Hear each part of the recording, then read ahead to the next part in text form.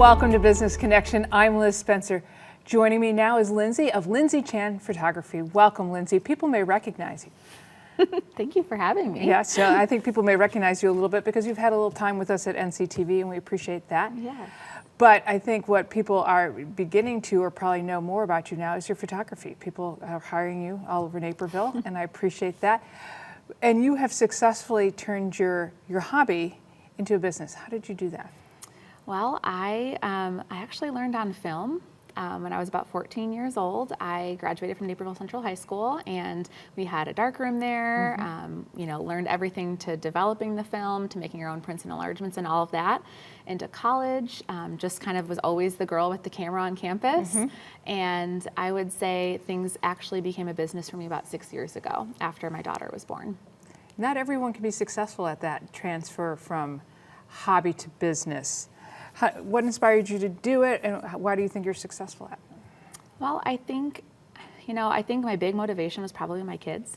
I think a lot of people, moms especially, will say, oh, I'd love to have more time with my kids. I'd love to build this hobby into a business. Like you said, it can't always be done successfully. I think I've gotten to the point where I've kind of figured out that if I place my priorities with my family and then also my business at the same time and find that balance, that has worked for us. And making connections within the community, genuine relationship building has worked really well for me. And I'm happy to be able to have that balance between being with my kids and being home, and then also having a successful full-time job and full-time business. Wow, that's amazing. So it was 6 years ago that you started it. How do you think your business has grown and changed in those 6 years? I think it's evolved more, like you said, from a hobby to a business, but I've kind of honed in on my skills. I think the most important thing I could tell someone else is that you should always be growing. I mean, even now I would consider myself a full-time professional photographer, but I'm still always learning and growing, finding that humility and saying that I'm not perfect and I have more things to learn, but have spent a lot of time investing financially and investing my time in continuing to kind of grow and hone in on those skills, but then also finding a balance between being a creative person as a photographer and being a business owner, which is an interesting balance because a lot of people will think, oh, well, you've got these certain parts of your brain that work a certain way. A creative person doesn't know how to run a business, or a person who's how to run a business can't be creative because they're very structured and rigid in the way that they think. And I've figured out how to kind of make both work. That's excellent, and I think it's important that creativity is one thing, but it is a business, and I think lots of people, whether it be a creative business or somebody that likes to mow lawns, it's when you're starting to do something that you have passion about it is learning that business side. It's just the learning of it, to know what you have to know, because it doesn't necessarily get passed down anyway. I would say when I started 6 years ago, I had no idea what a business plan was. I had no idea what a cost of doing business was.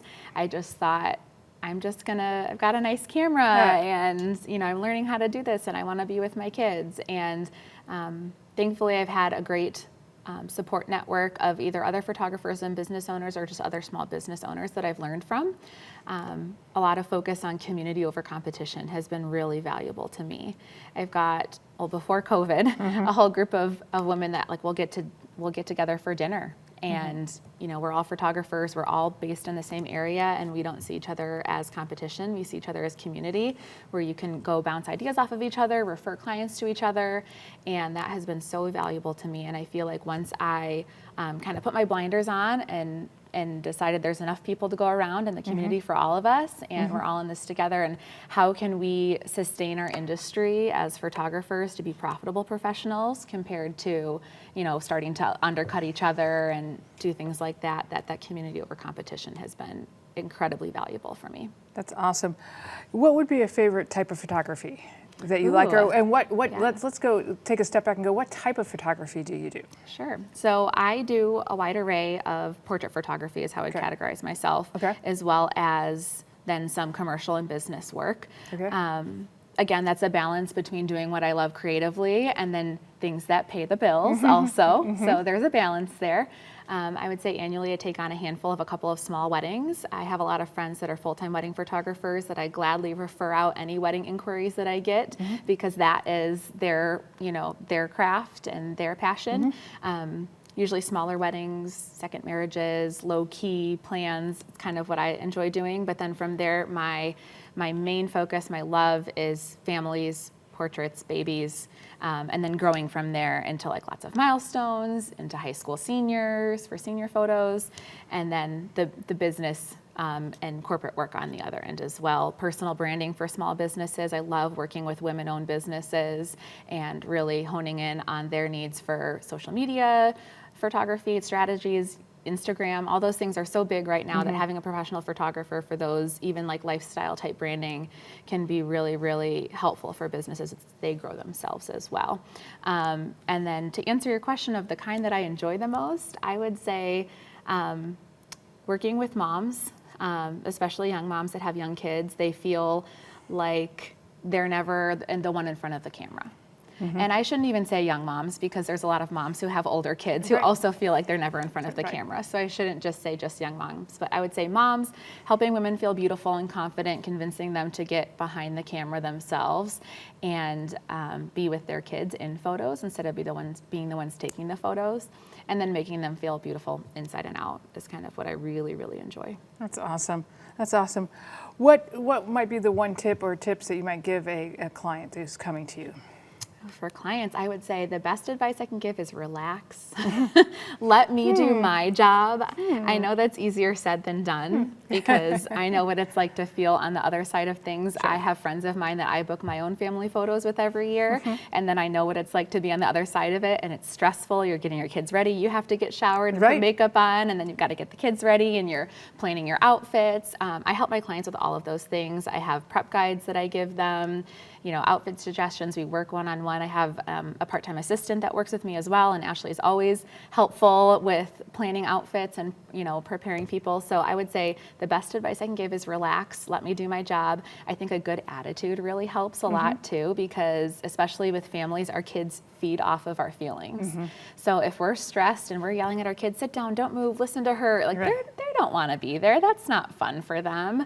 So I say good attitude, let me do my job, let me be fun and silly. I always have lollipops for afterwards as a fun little reward. And so I just think that's the best advice would be to relax.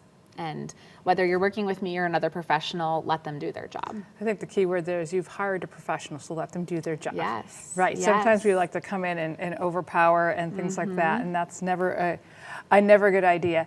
But tell me a little bit, you're a small business owner, you took it from a hobby to a business. What might be a piece of advice for somebody who's listening who thinks, hey, I might want to do this? Yeah, I would say the best advice I can give is to value your time. And surround yourself with people that will help support you and lift you up.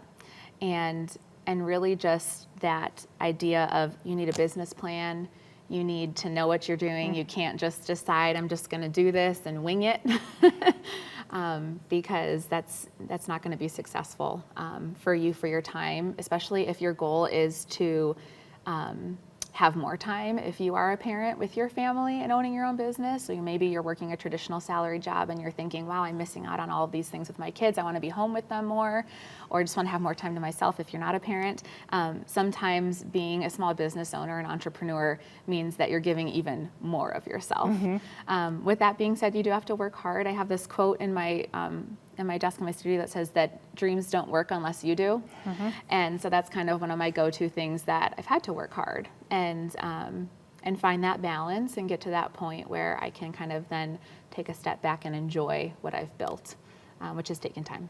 Yes, well, thanks for taking time out of your busy schedule to visit with me on Business Connection and tell us a little bit about what you do and all the success. So we wish you continued success. We'll keep an eye on you and see how you do it. Thank you so much for having me. You're welcome. And we're going to be back with more Business Connection. Stay tuned.